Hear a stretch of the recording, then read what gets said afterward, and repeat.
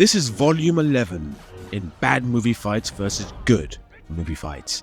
In volume 10, we learned that a good fight should have stakes, clarity, and editing that best serves the action. Anything with shaky cam is a major no-no. Anything with bad deaths is a major no-no. And remember, no gunfights allowed. Oh, shit, Danny. I swear to God, I didn't see it either. So, let's do this. Let's start off with a good fight.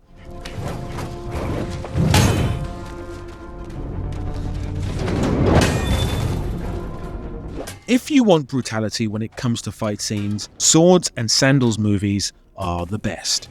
In most cases, it's very weak armor, if any, and sharp instruments of death. The 2004 film Troy best exemplifies this. Achilles versus Hector is the fight that stands out in the movie, and so does the emotionality of the scene. Achilles has vowed not to fight in the war until someone he loves is mistakenly killed by Hector.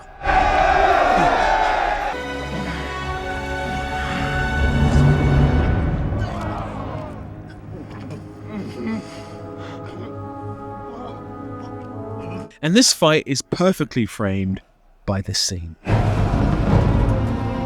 Throughout the film, we've been told on various occasions that Achilles is the best fighter on the planet. And now he shows it.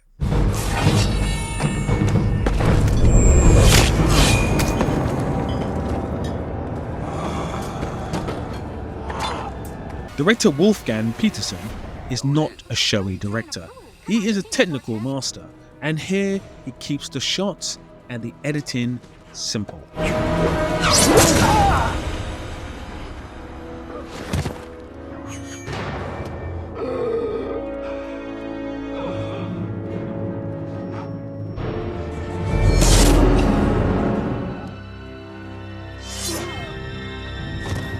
The best TV show since Better Call Saul is undoubtedly Shogun, for great moments like this.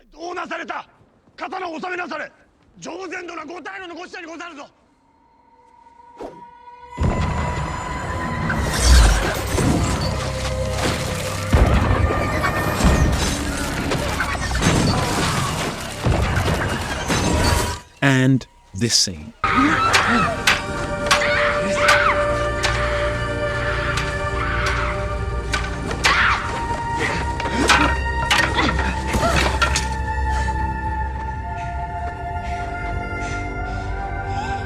This scene best shows how one character's inner strength can shine through, even in defeat.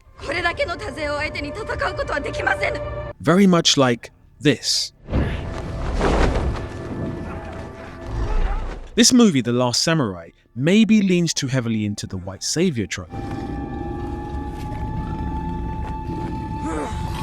but is still a compelling piece of work. And this legendary scene sticks long in the memory, because sometimes having a larger than life strong character like Achilles isn't the best way to approach a movie. If only someone had told that to German director Uwe Boll,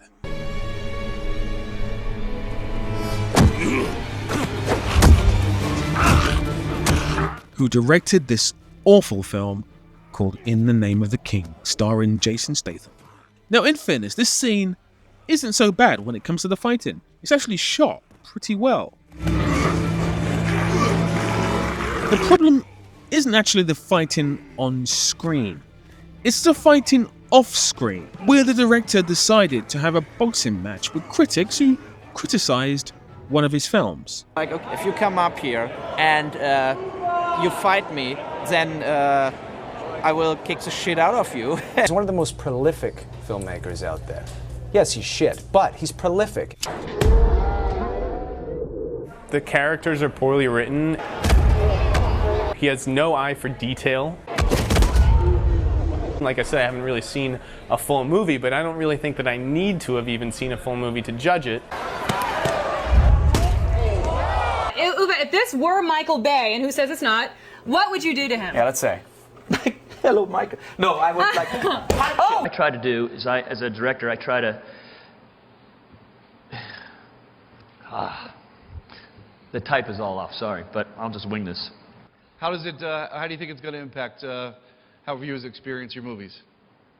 Excuse me, I'm sorry. I'm sorry. Okay.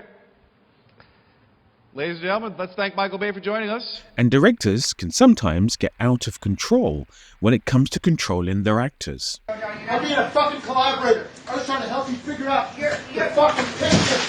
Hey, bitch, I'm not here to be fucking yelled at. I worked on this fucking thing for 3 fucking years, not to have some fucking yell at me in front of the fucking crew when I'm trying to fucking help you.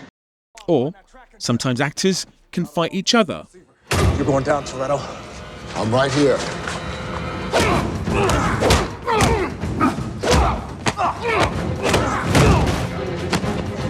Which takes us nicely to...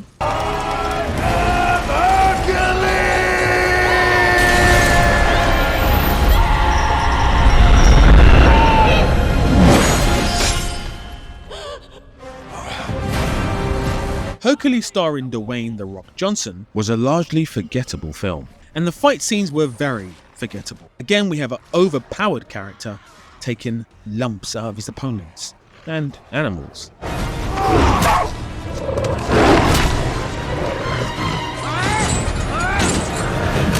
But thank God, there is a better version of Hercules, starring this guy. This 1983 version is infinitely more enjoyable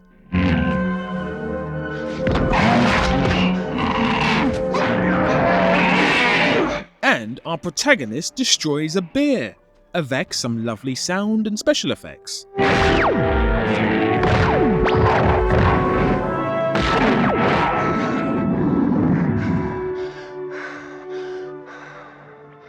And then, in a rage, Father? he chucks an already dead bear Father! into space.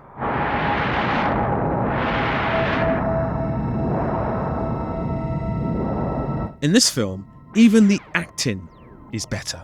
My strength alone can't do it. Is there anything you can do to help me? And this scene, well, it's just brilliant. Grow, Hercules. Grow! Grow! Now, you may think I'm being sarcastic, and I guess I totally am, but this is actually kind of impressive for the year 1983.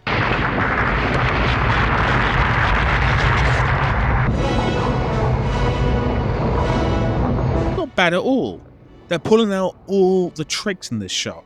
Thus, with the help of the gods, Hercules and the sorceress created the great continents by separating Europe from Africa. Oh, that's how it was done.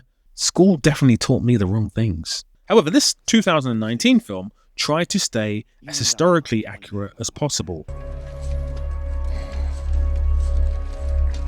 This is the long sword duel from the film The King, starring Timothée Chalamet. Now, the fight itself is very interesting.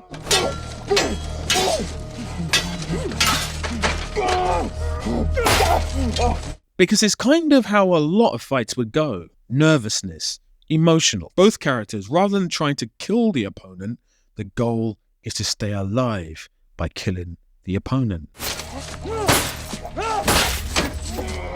The voice acting here is brilliant from both actors. It's notability through necessity.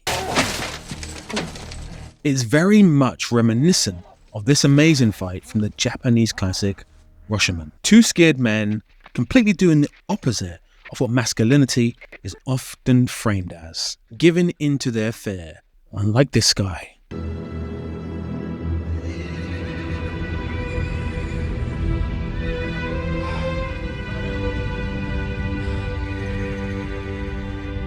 Who is leaning into his fear.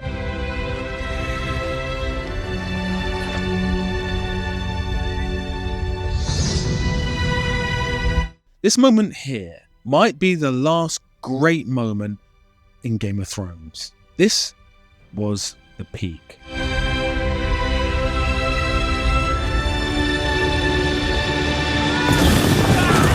The Battle of the Bastards. It's the moment when we truly rooted for Jon Snow and his journey. He became our true protagonist. This scene is chaotic, but a technical marvel. You have to remember, this was shot on a TV budget, but the fluid camera. We have horses, giants, blood, camera wipes. Sensational. And it very much beats this barely visible nonsense from the last season of the series, which had us doing this. Whereas this had us doing this. Here I come. Oh, here I come. Oh. I often wonder what Jon Snow would have done had he have had to face the barrage alone, because he wouldn't do this.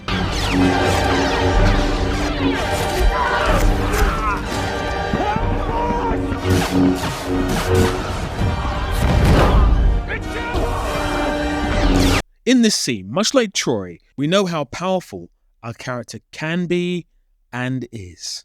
But we finally get the validation of this.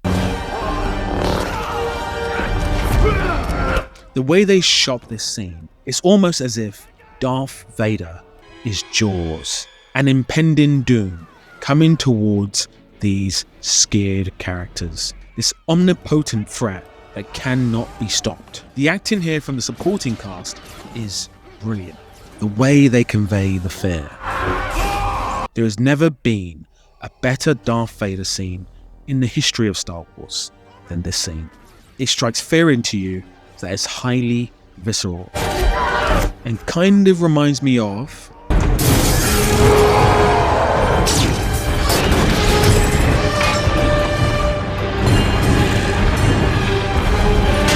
which fights did you think were the best today, and which good and bad movie fights should I cover in the next volume?